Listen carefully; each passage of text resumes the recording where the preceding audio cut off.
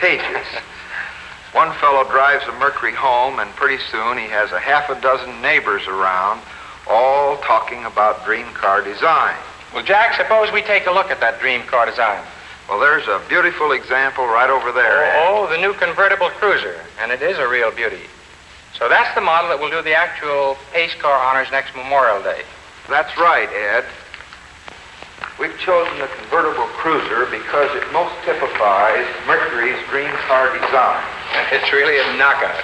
Well, it has the same straightness of lines, the feeling of bigness and mass without bulk.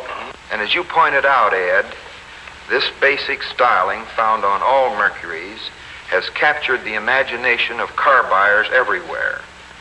In fact, in order to meet this tremendous buyer demand, we've had to increase our production by 40% for the months of January and February. Actually, right now, we have more people at work building Mercuries than at any time in the history of the Mercury car.